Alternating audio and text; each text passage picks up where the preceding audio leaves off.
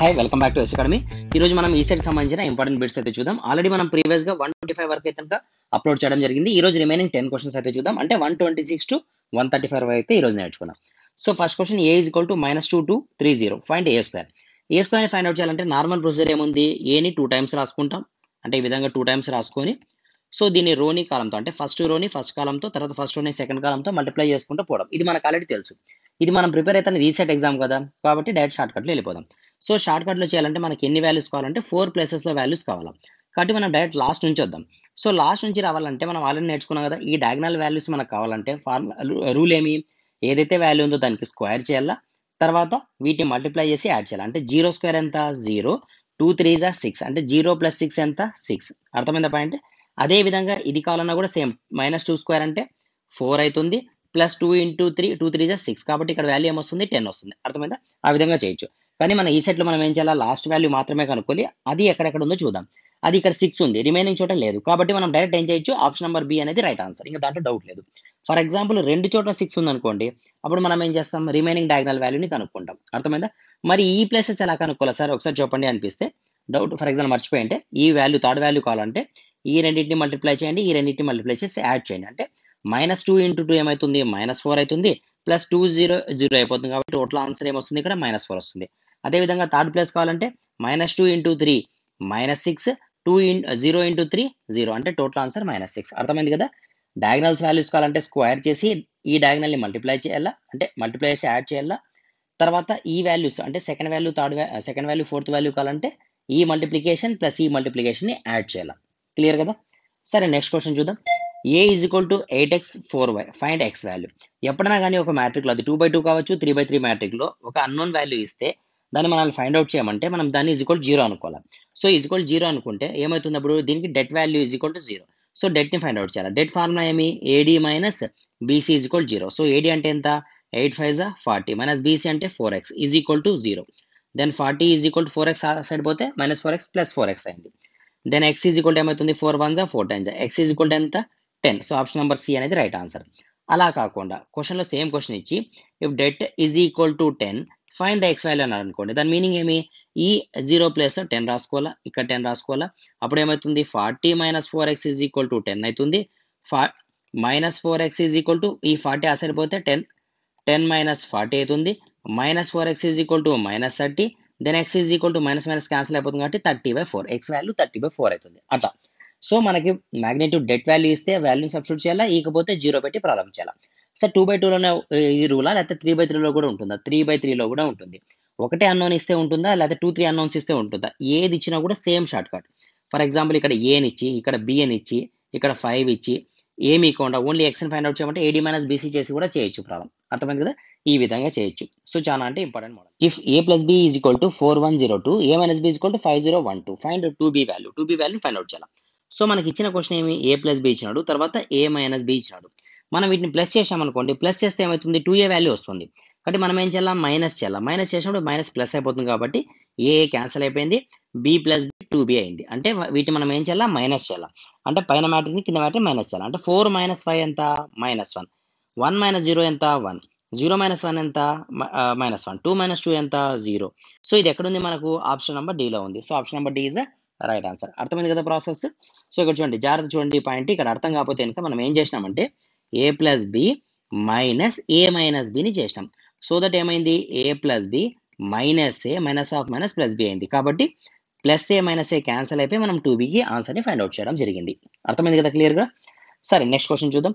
So next క్వశ్చన్లో integral sin 5x + 4x² - 6x³ dx ని find out చేయమన్నాడు. So ఈ క్వశ్చన్ నేను ఆల్రెడీ షార్ట్స్లో అప్లోడ్ చేయడం జరిగింది, అంటే ఈ మోడల్ని. కానీ చాలా మంది స్టూడెంట్స్ ఇది రాంగ్ అనుకుంటున్నారు. కాదు, ఇది ఎగ్జాక్ట్గా కరెక్ట్ ప్రొసీజరే.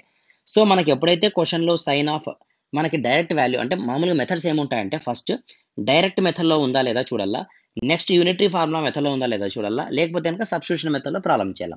దీన్ని మనం సబ్స్టిట్యూషన్ మెథడ్ అంటాం. అంటే మనకి ఇచ్చిన క్వశ్చన్ మొత్తాన్ని ఏమనుకుంటామంటే టీ అనుకుంటాం. అంటే అప్పుడు క్వశ్చన్ ఏమన్నట్ల, integral sign t ఉన్నట్ల.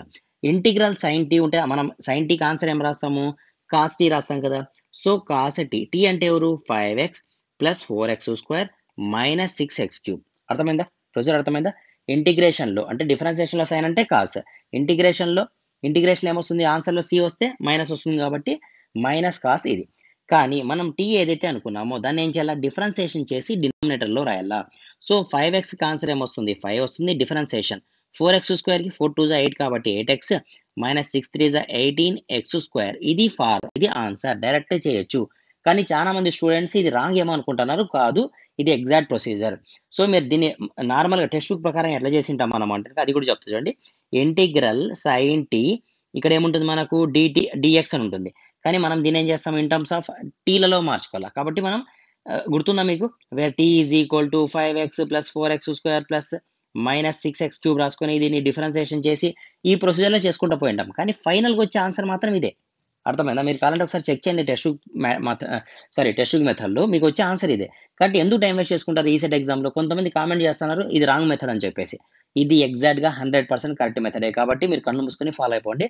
For example ఏదైనా పొరపాటుగా ఒక్కోసారి ఏమవుతుందంటే మనం కూడా యూట్యూబ్ ఛానల్ అప్లోడ్ చేసేటప్పుడు రాంగ్ ఆన్సర్లు చెప్పడం కానీ అంటే బై మిస్టేక్గా జరిగి ఉంటాయి. అట్లాంటివి జరిగినప్పుడు నేను ఇమీడియట్గా డిలీట్ చేస్తాను దాన్ని. అట్లే కంటిన్యూ చేయను. కామెంట్స్ వచ్చినా కూడా అట్లే కంటిన్యూ చేయను. ఫర్ ఎగ్జాంపుల్ అది క్వశ్చన్ అట్లే కంటిన్యూ అవుతుంది, వీడియో అట్లే కంటిన్యూ అవుతుంది అంటే దాని మీనింగ్ దాంట్లో మిస్టేక్ లేదు. మీరు అందరూ డిఫాల్ట్గా కళ్ళు మూసుకొని ఫాలో కావచ్చు అని. ఓకేనా? సరే, నెక్స్ట్ క్వశ్చన్ చూద్దాం. Next question, if A is equal to -1 0 3 4 7 B 5 2 3 1 0 2 then find 2a plus 3b. So question ఇట్లుంది. సో దీన్ని మొత్తం చేసుకుంటూ పోయే పని లేదు, మనం సింపుల్ చేద్దాం. ఎలా చేద్దాం సింపుల్గా, ఏని 2తో మల్టిప్లై చేయాలి. క్వశ్చన్ అంతా వద్దు, లాస్ట్ నెంబర్ని 2తో మల్టిప్లై చేద్దాం, బిని 3తో మల్టిప్లై చేయాలి. అంతేనా? సో వీళ్ళిద్దరిని యాడ్ చేయాలి. 7 2 14 ప్లస్ 3 -2 -6 అంటే 14 -6 ఏమవుతుంది, 14 -6 8 అవుతుంది. అంతే కదా? సో 8 ఎక్కడుంది మనకు చూస్తే 8 2 ప్లేసెస్లో ఉంది. సో ఇక్కడ 8 ఉంది, ఇక్కడ 8 ఉంది, రెండు ఉన్నాయి. సో ఇప్పుడు మనం ఏం చేయాలా, రిమైనింగ్ ప్లేసెస్ చెక్ చేద్దాం. అన్ని సేమ్ ఉన్నాయి. ఇక్కడ 19 ఉంది, ఇక్కడ 18 ఉంది. కాబట్టి ఈ ప్లేస్ కూడా చెక్ చేద్దాం. అంటే ఇంటూ 2 ఇంటూ 3 2 2 4 5 3 15 15 ప్లస్ 4 19 అంటే ఆన్సర్ 19 రావాలా. కాబట్టి ఆప్షన్ నెంబర్ ఏ అనేది కరెక్ట్ ఆన్సర్. అర్థమైందా? ఈ విధంగా మనం చెక్ చేసుకోవాలి. మొత్తం ప్రాబ్లం చేయకూడదు. ఇది ప్రీవియస్ ఇయర్స్లో వచ్చిన క్వశ్చన్. సరే, నెక్స్ట్ క్వశ్చన్ చూద్దాం. y is equal to e power x x power 4 find dy by dx.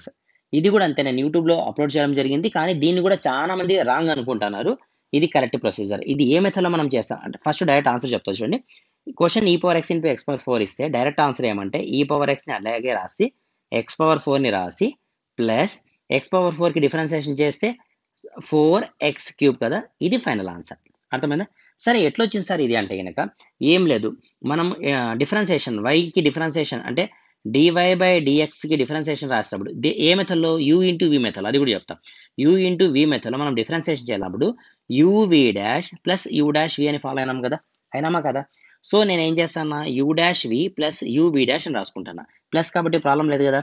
అంటే ఫస్ట్ ఇది u ఇది v అనుకుంటే u డాష్ e పవర్ ఎక్స్కి ఆన్సర్ ఏమొస్తుంది, e పవర్ ఎక్సే వస్తుంది. తర్వాత వీని యాస్టీస్గా రాయాలా x పవర్ 4 ప్లస్ యూని యాస్టీస్గా రాయాలా అంటే e పవర్ ఎక్స్ యాస్టీస్గా రాయాలా. v డాష్ x పవర్ 4కి 4x³. ఇప్పుడు ఇక్కడ e పవర్ ఎక్స్ ఉంది, e పవర్ ఎక్స్ ఉంది, నేను కామన్ తీస్తా. x పవర్ 4 4x³, అదే కదా నాకు ఇప్పుడు వచ్చిన ఆన్సర్. అంటే వాళ్ళకి ఎవరైతే రాంగ్ అనుకుంటున్నారో వాళ్ళకి ఈ విధంగా చెప్తే వాళ్ళు రైట్ అనుకుంటారు. కానీ మనం రాస్తానికి రీసెట్ ఎగ్జామ్ కాబట్టి సో మనకి లెంతీ ప్రొసీజర్ వద్దు. డైరెక్ట్ ఎంతవరకు మ్యాక్సిమం వరకు షార్ట్ కట్స్ ఉంటే ఈజీ వేలో ఆ షార్ట్ కట్స్ని ఫాలో అయిపోయి మనం ఆన్సర్ని క్లోజ్ చేసి ట్రై చేద్దాం. ఓకేనా? కామెంట్లు చూసి మాత్రం కన్ఫ్యూజ్ కాదండి. Okay, next question, if A is equal to 3 1 - 1 2 then find a² - 5a + 7 is equal to dash. So ఇట్లా క్వశ్చన్ ఇచ్చినప్పుడు మనకి a² చేయడం తెలుసు కదా. సో షార్ట్ కట్లో a² కనుక్కుందాం. -5a 5తో మల్టిప్లై చేద్దాం టోటల్ మ్యాట్రిక్ని, అంటే 5 2 10. లాస్ట్ ప్లేసెస్ నుంచి ఆన్సర్ చేయండి, ఎందుకంటే మనకి ఈజీగా అయిపోతుంది. +7 ఇక్కడ చూడండి. ఇక్కడ 7 అంటే దీని మీనింగ్ ఏమంటే ఈ రెండింటిని మైనస్ చేసిన తర్వాత వాల్యూస్, ఫర్ ఎగ్జాంపుల్ ఇక్కడ 2 3 5 10 వచ్చింది అనుకోండి. +7 అంటే మీనింగ్ ఏమంటే టోటల్ మ్యాట్రిక్ యాడ్ చేయాలని, అంటే 7 + 2 9 అని, 10 అని, 12 అని, 17 అని దాని మీనింగ్. ఓకేనా? కాన్స్టాంట్ వాల్యూ ఎప్పుడైనా యాడ్ చేయమంటే టోటల్ మ్యాట్రిక్ని యాడ్ చేయమని చెప్పి అంతే, ఇంకా వేరే కన్ఫ్యూజన్ ఏం లేదు. ఈ ప్రాబ్లం మీరు చేయగలుగుతారు కాబట్టి no issue. Next question, sin² 750 plus cos 390 plus tan³ 765. ఇది కూడా చాలా అంటే చాలా ఇంపార్టెంట్ మోడల్. ఇక్కడ చూడండి, క్వశ్చన్లో 750 ఇచ్చినాడు. 750 అంటే మనం గ్రాఫ్ తీసుకుంటే 0 90 180 270 360 ఎలా రాస్తాము, 90 యాడ్ చేస్తాము. 90కి 90 యాడ్ చేస్తే 180 ప్లస్ 90 ప్లస్ 90 మరి ప్లస్ 90 యాడ్ చేస్తే 450 540 630 720 720. ఇక్కడ చూడండి 750 ఉంది అంటే దాని మీనింగ్ ఏమి, మనం దీని ఏం రాయొచ్చు, 720 + 30 రాయచ్చా, రాయొచ్చు. 720 అనేది ఎవరు, హార్జాంటల్ లైన్. మనం ఆల్రెడీ డిస్కస్ చేసాం, సైన్ హార్జాంటల్లో అంటే హార్జాంటల్ లైన్ ఉన్నప్పుడు ఏమొస్తుంది, సైన్కి సైనే వస్తుంది కాబట్టి సైనే రాసిన. అర్థమైందా? ఇంకేం మిగిలింది 30 మిగిలింది. సరే 750 అనేది ఫస్ట్ క్వాడ్రంట్ కాబట్టి ఇది ప్లస్సా మైనసా? ప్లస్. స్క్వేర్ ఉంది కాబట్టి స్క్వేర్. sin 30 వాల్యూ ఎంత? 0 1/2. 1/2కి స్క్వేర్ వేస్తే ఏమవుతుంది? 1/4 అయింది. సో ఫస్ట్ వాల్యూ క్లియరా? Next cos 390. cos 390 ఏం రాయొచ్చు మనము? 360 ప్లస్ 30 రాయొచ్చు. 360 హారిజాంటల్ లైన్ కాబట్టి ఏమొస్తుంది మనకు? కాస్కి కాసే వస్తుంది. cos 30 అంటే ఇక్కడ చూడండి ఇది ఏ క్వాడ్రంట్? మనకి 390 అనేది ఫస్ట్ క్వాడ్రంట్. అందరూ ప్లస్సే కాబట్టి ఇది కూడా ప్లస్సే. cos 30 వాల్యూ ఎంత? 60కి ఈక్వల్ అంటే 0 1/2 1/2 √3/2 1 అంటే √3/2 వాల్యూ. అర్థమైందా? cos 30 వాల్యూ ఎంత? √3/2. ఇది కూడా క్లియర్. నెక్స్ట్ tan 765 ఉంది. అంటే 720 ప్లస్ 45 ఉన్నట్లే కదా మీనింగ్ దానిది. సో మనం దీన్ని స్ప్లిట్ చేస్తే అంటే 760 ప్లస్ 45 లాగి డివైడ్ చేస్తే 760 హారిజాంటల్ లైన్ కాబట్టి ఏమొస్తుంది మనకు? tan క్యూబ్ అట్లే వస్తుంది 45 వస్తుంది. tan 45 వాల్యూ ఎంత? 1. 1 క్యూబ్ ఎంత? 1. సో అర్థమైందా? ఈ విధంగా మిగిలినాయి. ఈ విధంగా మిగిలిన తర్వాత ఇక్కడ చూడండి ఇక్కడ మనం దీన్ని ఏం చేయాలి? ఇక్కడ డినామినేటర్ ఏం లేకపోతే దీన్ని డినామినేటర్ని మనం ఎల్సిఎం తీసి చేయాలి. అలా కాకుండా ఈజీ మెథడ్ ఇంకోటి ఉంది. ఎలా అంటే డినామినేటర్ సేమ్ ఉంటే న్యూమరేటర్ యాడ్ చేస్తే ఆన్సర్ వస్తుంది కదా. ఎగ్జాంపుల్కి నేను ఏమంటా అంటే 2/4 ప్లస్ 1/4 ఉందనుకోండి, 4 కామన్ తీసి 2 + 1 3 రాస్తే అయిపోయాయి కదా, 3/4 ఆన్సర్ కదా. ఆ విధంగా వచ్చేటట్లు మనం దీన్ని డిజైన్ చేసుకుందాం. ఎలా డిజైన్ చేద్దాం? 4 ఉంది కదా, ఇక్కడ 4 వస్తే కన్వీనియంట్ ఉంటుంది. న్యూమరేటర్ని డినామినేటర్ని 4తో మల్టిప్లై చేయండి. ఇక్కడ 1 ఉంది, న్యూమరేటర్ని డినామినేటర్ని 4తో మల్టిప్లై చేయండి. అప్పుడు డినామినేటర్ మొత్తం 4 ఉంది. సో న్యూమరేటర్ని యాడ్ చేయండి. 1 + 4 ఎంత? 5. 5 + 2 √3 అంటే దాని మీనింగ్ ఏమి? 7√3/4 ఆన్సర్. క్లియర్ కదా. ఈ విధంగానే మనకు ఆప్షన్స్లో ఇచ్చింటారు కాబట్టి మీరు ఈజీగా చూస్ చేయొచ్చు రైట్ ఆన్సర్ని. క్లియర్. సరే నెక్స్ట్ క్వశ్చన్, లాస్ట్ క్వశ్చన్ చూద్దాం ఈ వీడియోలో. ఇక్కడ ఏమి ఇచ్చిన మనకు? cos 17 plus sin 17/cos 17 minus sin 17 previous year beat. So నేను ఇంతకుముందు సింపుల్గా చెప్పిన ఈ క్వశ్చన్ని. ఇక్కడ ఏం లేదు, క్వశ్చన్ సైన్లలో కాస్ట్లో ఉంటుంది. మీకు ప్లస్ ఉందా మైనస్ జాగ్రత్త చూడండి. ప్లస్ ఉంది. ప్లస్ ఉన్నప్పుడు ఈ 17కి ప్లస్ 45 చేయండి. ప్లస్ 45 చేస్తే ఏమొస్తుంది మీకు ఆన్సర్? 45 + 7 ఎంత? 62. సో 62 రావాలా. దేంట్లో రావాలా? ఇన్ టర్మ్స్ ఆఫ్ ట్యాన్లలో రావాలా. ఓకేనా? ఇన్ టర్మ్స్ ఆఫ్ ట్యాన్లో అంటే ఇన్ టర్మ్స్ ఆఫ్ ట్యాన్లలో ఇచ్చినప్పుడు క్వశ్చన్ 62లో ఉంటుంది. అదే ఇన్ టర్మ్స్ ఆఫ్ కాట్లో ఇచ్చాను అనుకోండి క్వశ్చన్, అప్పుడు మీకు 40 ఇక్కడ ప్లస్ ఉంటే మనం ప్లస్ చేస్తున్నాం. అంటే జాగ్రత్త చూడండి, క్వశ్చన్ సైన్ కాస్ట్లో ఉంది. ఇది ముందు ఉండొచ్చు, దేనికి ఉండొచ్చు, ఎట్లానే ఉండొచ్చు. న్యూమరేటర్లో ప్లస్ ఉన్నప్పుడు 45ని ప్లస్ చేయాలా, మైనస్ ఉంటే 45ని మైనస్ చేయాలా. First point. తర్వాత ప్లస్ చేసినప్పుడు మనం ఇన్ టర్మ్స్ ఆఫ్ ట్యాన్లో రాస్తాం. ఒకవేళ మైనస్ ఉందంటే ఇన్ టర్మ్స్ ఆఫ్ కాట్లో రాస్తాం. అంతే జాగ్రత్త. అంటే ఇక్కడ పాయింట్ ఏమంటే మీరు ప్లస్ ఉన్నప్పుడు ప్లస్ చేస్తే ట్యాన్ వస్తుంది. అర్థమైందా? అలా కాకుండా మీకు కాటలో ఇచ్చాను అనుకోండి క్వశ్చన్, మీరు ఇక్కడ ప్లస్ ఉన్నా కూడా మీరు మైనస్ చేయాలా. అర్థమవుతుందా? అంటే మీరు కాటల్లో ఆన్సర్ చూపించాలంటే మనం ఏం చేయాలా? 45 - 17 చేసి ప్రాబ్లంకి ఆన్సర్ రాయాలి. అంటే ఇక్కడ లాజిక్ చూడండి, కన్ఫ్యూజ్ కాదండి. క్వశ్చన్ ప్లస్లో ఇచ్చినాడు, ఆన్సర్ ట్యాన్లలో రాయాలి. అప్పుడు మీరు ఏం చేయాలా? ఇచ్చిన వాల్యూకి 45ని యాడ్ చేయాలి. లేదు నేను కాట్లలో రాయాలనుకున్నాను, అప్పుడు మీరు ఏం చేయాలా? మైనస్ చేయాలా. అర్థమైందా పాయింట్? అంతే, ఇంకా వేరేది ఏం లేదు. ట్యాన్లలో రాయాలంటే ప్లస్ చేయాలా, కాట్లలో రాయాలంటే మైనస్ చేయాలా. సరే ఫర్ ఎగ్జాంపుల్ క్వశ్చనే మైనస్లో ఇస్తే అప్పుడు మీరు ట్యాన్లో చేయాలంటే మైనస్ చేయాలా, కాటల్లో చేయాలంటే ఆపోజిట్ చేయాలా. అంటే ట్యాన్లో ఉన్నప్పుడు సేమ్ వస్తుంది, కాటల్లో ఉన్నప్పుడు మైనస్ రూల్ అప్లై అవుతుంది. అంతకంటే వేరేది ఏం లేదు. చాలా అంటే చాలా ఇంపార్టెంట్ బిట్, ప్రీవియస్ ఇయర్లో కూడా వచ్చిన బిట్. క్లియర్ కదా. సరే రిమైనింగ్ ఇంపార్టెంట్ బిట్స్ అన్ని కూడా మనం నెక్స్ట్ క్లాస్లో అంటే నెక్స్ట్ వీడియోలో డిస్కస్ చేద్దాం. Okay, thank you.